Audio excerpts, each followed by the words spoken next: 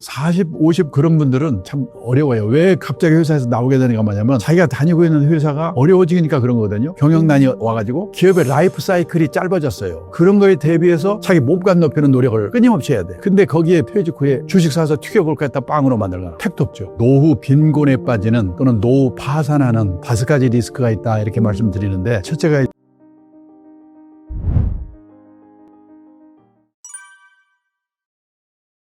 노후 빈곤에 빠지는 또는 노후 파산하는 5가지 리스크가 있다 이렇게 말씀드리는데, 첫째가 준비 없이 창업했다가 실패하는 리스크입니다. 얼마 전까지만 해도 전체 취업자 중에서요 자영업의 비율이 25%였는데 금년에 보니까 20%로 줄었더라고요. 선진국이 10% 정도입니다. 우리도 아마 그 정도까지는 줄어들 거예요. 그만큼 자영업의 환경이 어렵거든요. 그런데 준비 없이 했다가 2년이나 3년 견디다가 폐업을 하게 되면 폐업에 또 돈이 들거든요. 파산하는 거예요. 준비 없이 창업했다가 실패하는 리스크고요. 두 번째가 뭐냐면은 금융사기 당하는 리스크입니다. 지금 금융사기가 너무나 많습니다. 저도 제 손자가 얼마 전에 저보고 그러는 거예요. 할아버지가 유튜브에서 3천만 원 가지고 한 달에 1억 만들어준다고 사기치고 있어. AI 흉내내가지고 그렇게 하고 있는 거예요. 놀래가지고 제가 서울시 경찰청 사이버 수사대에 신고를 했더니 뭐라고 하냐면요, 지금 현행범도 잘못 잡는다고 그러는 거예요. 눈 뜨고 보고 있는 겁니다. 전화번호도 없습니다. 근데 그런데 넘어가는 게 저는 너무나 이상한 겁니다. 욕심입니다. 300만 원 가지고 한 달에 1억 만들어준다 이런 거에 그냥 간단히 넘어가는 거. 금융사기 당하는 리스크입니다. 세 번째가 중대질병 걸려서 돈 퍼붓는 건강 리스크입니다. 그렇기 때문에 중대질병 환갑되기 전에 하나쯤 들어주는 게 중요합니다. 그럴 때 대비해서. 그리고 네 번째가 뭐냐면은 자녀 리스크인데요. 성인 자녀 리스크입니다. 지금 우리나라에 성인이 돼가지고 생활비를 부모에게 의존하는 캥거루라고 그러죠. 313만 명이랍니다. 그러면은 그 캥거루 자신의 노후는 어떻게 될 것이며 그런 자녀를 둔 부모의 노후는 어떻게 되겠는가. 그리고 다섯 번째가 뭐냐면 황혼율 리스크. 지금 우리나라 이혼율이 늘고 있는데요. 1970년대만 해도 연평균 이혼 건수가 15,000건 정도였거든요. 그런데 2023년에는 92,000건으로 늘었는데, 문제는 옛날에는 결혼해서 4년 이내에 아이고 실수했구나 신혼이혼의 비율이 높았거든요. 그런데 2023년에는 전체 이혼 건수에 결혼하고 20년 이상 된 중년 황혼이혼의 비율이요 1990년도만 해도 전체 이혼 건수의 5%밖에 안 됐는데 2023년에는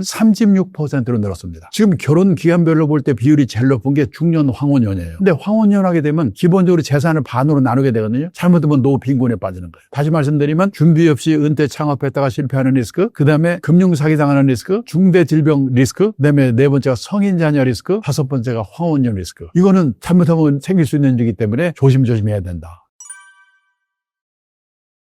40, 50 그런 분들은 참 어려워요. 왜 갑자기 회사에서 나오게 되는가 뭐냐면 자기가 다니고 있는 회사가 어려워지니까 그런 거거든요. 경영난이 와가지고. 왜 그러냐면 기업의 라이프 사이클이 짧아졌어요. 그리고 뭔가 옛날에는 중후장대 산업이 자리 잡고 있을 때는 한번 경쟁력을 가지면 30년, 40년, 50년 갔거든요. 요즘은 돈 좀 벌는가 하면은 1, 2년 지나면 안 되잖아요. 그러니까 언제 내가 다니는 회사가 사라질지 알 수가 없는 거예요. 그런 거에 대비해서 내가 갖고 있는 능력을 빨리 키우는 거. 전 그런 걸 인적 자본 투자라고 그래요. 그런 20, 30대가 가장 중요한 게 삼성연금, 그다음에 인적 자본 투자를 열심히 하라고 그래요. 자기 몸값 높이는 노력을 끊임없이 해야 돼요. 그리고 자기 브랜드를 만들어야 돼요. 김 과장, 박 과장, 박상무가 아니고 저 일은 제가 전문가야. 세금 문제는 쟤한테 물어봐야 돼. 그럼 자기 브랜드를 만들어야 돼요. 그리고 내가 이 능력을 가지고 이 회사에서 좀 돈을 받고 있는데 이 회사가 경영난으로 문을 닫았다. 근데 이 능력을 딴 데 가서 써먹을 생각하는 능력이에요. 그게 중요해요. 근데 우리나라 지금 많은 젊은 사람들이 엄마들이 시간표 짜줘가지고 돈 대줘가지고 과외 공부해서 대학 들어간 사람이 많기 때문에 내가 갖고 있는 능력을 이 회사에서가 아니고 다른 회사에 가서 어떻게 써먹을까에 대한 생각들이 부족해요. 그걸 젊을 때 빨리 키워야 돼요. 그런 능력을 키워야 돼요. 내가 지금 회사를 다녀도 나는 자영업자다. 내 몸값 높이는 노력을 끊임없이 해야 돼요. 옛날처럼 한번 들어가면 평생 직장이 없으니까.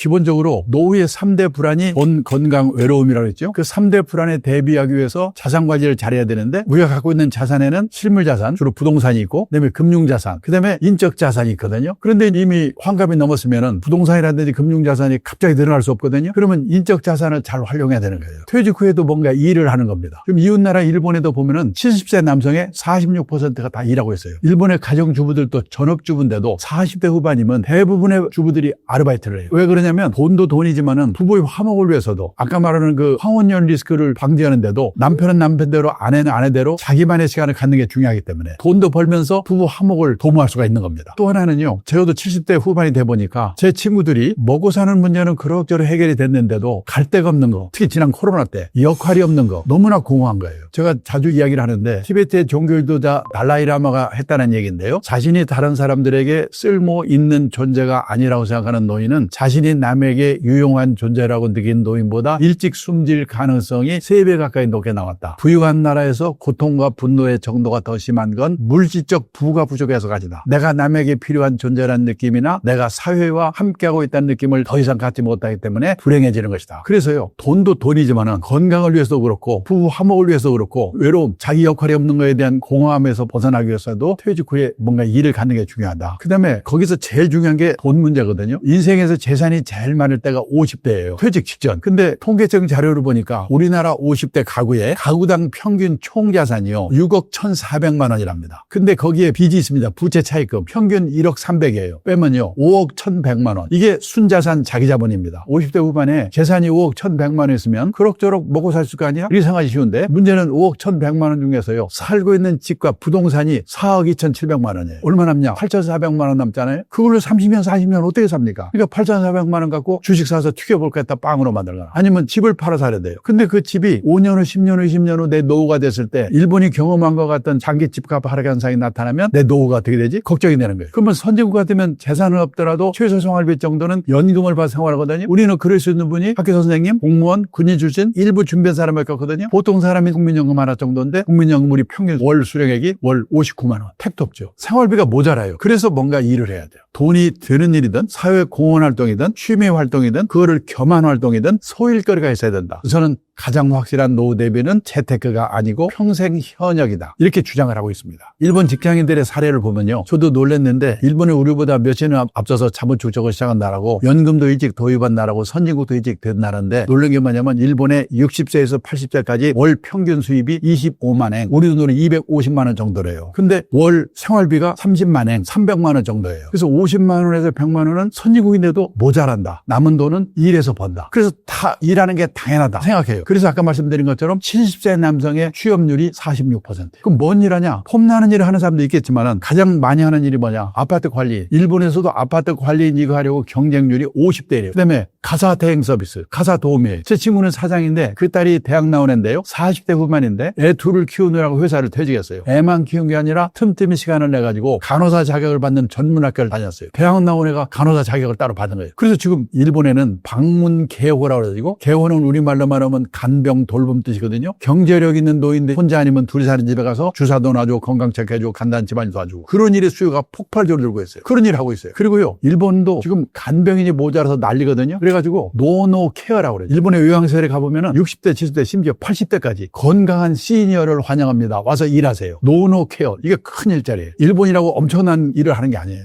지금 우리나라도 많이 바뀌고 있어요. 지금 노인 일자리를 만들어내려고 노력을 하잖아요. 지금 일을 하라고 하면 일이 없잖아. 다들 그럽니다. 젊은 사람들도 일이 없으니까. 그래서 결국은 일을 하기 위해서는 젊을 때부터 자기가 준비해가지고 남과 차별해서 젊은 사람이 할 수 없는 일을 하는 게 가장 좋은데 그래서 제가 30대부터 40대부터 퇴직 후에 다 일을 준비하라는 게 그겁니다. 그러면 현역에서 일을 잘하게 돼요. 그런 생각을 항상 하고 있으니까. 그리고 그 준비가 못된 채 퇴직을 했으면은 지금 일본에서 한 것처럼 체면을 내려놓고 허드렛 일에 가까운 일을 할 수밖에 없다. 그렇게 주장을 하는 거죠. 실제 주위에 보면 그런 분이 많은데 제가 얼마 전에 택시 타고 가는데 기사분이 60이 넘은 분인데 외국 회사에 서울 사장을 했대요. 사장할 때는 기사 딸인 고급 승용차에 부인은 사모님 소리 듣고 폼잡고 다녔대요. 이분이 사장을 끝내자마자 목표를 세웠는데 나는 3년 이내에 개인 택시 받을 자격을 갖자. 그러려면 영업용 택시를 3년 무사고 운전해야 된답니다. 그때 그분이 1년 8개월이 됐다고 하더라고요. 그런 분이 있어요. 또 직장에 제 후배 한 분은요. 여자분인데 70이 넘었거든요. 요즘 가족이 아프면 요양보호자 자격을 따서 간병하면 돈을 받거든요. 자기 어머니를 간병했대요. 돌아가셨답니다. 누가 오더니 또 자격증도 있고 성실하니까 다른 분을 도와달라. 90 넘은 할머니를 도와드리고 있는데 너무나 보람있고 돈도 받고 좋다고 옛날 직장 동료 후배들에게 일일이 전화해가지고 또 빨리 자격증 따라고 권유하고 있어요. 돌고 돌아 제 교회까지 돌았으니까. 우리도 지금 그런 세상으로 가고 있습니다.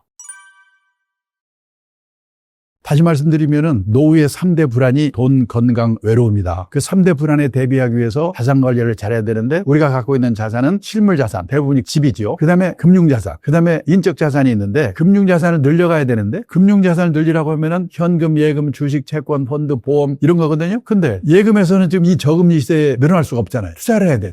투자를 하게 되면은 리스크가 따른단 말이죠. 리스크는 위험이 아니고 불확실성이에요. 그러기 위해서는 장기 투자, 분산 투자 원칙을 잘 지켜야 된다. 그거 공부를 해야 된다는 거예요. 인적 자산, 자기 몸값 높이는 노력을 해야 첫째 돈을 위해서도 그렇고 보람 있는 삶을 위해서도 그렇고 외로움을 위해서도 그렇고 자기가 죽을 때까지 소일거리를 갖도록 노력하는 것. 가장 확실한 노후 대비는 평생 현역이다. 이런 마음가짐이 필요하다는 것을 다시 한번 강조하고 싶습니다.